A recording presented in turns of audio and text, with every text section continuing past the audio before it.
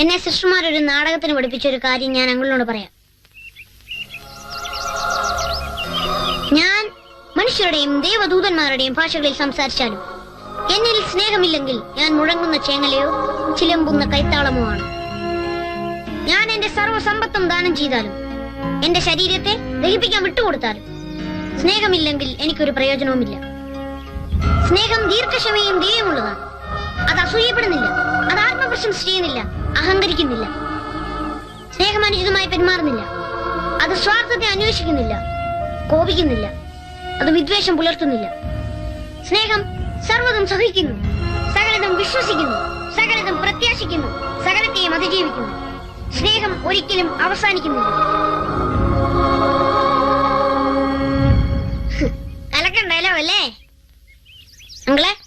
ഞാൻ കൊച്ചുവായ വലിയ വർത്താനം പറയുമെന്നൊന്നും തോന്നല്ലേ. ഞാൻ വളർന്ന കുറെ വല്യപ്പന്മാരുടെയും വല്യമ്മമാരുടെയും സിസ്റ്റേഴ്സുമാരുടെയും ഒക്കെ കൂടെ.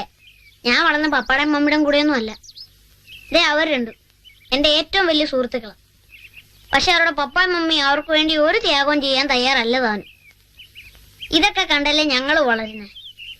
എന്നിട്ട് ഞങ്ങൾ അങ്ങ് നന്നായിക്കോന്ന് പറഞ്ഞ എങ്ങനെ അങ്ങളെ അത് ശരിയാകുന്നേ?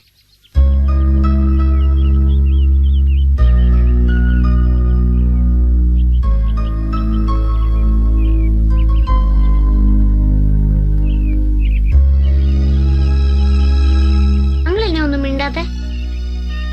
ഒന്നുമില്ല, അങ്കിളിന് പറയാനൊന്നും ഇല്ലാത്തോണ്ട് മുമ്പ് കളിച്ചു.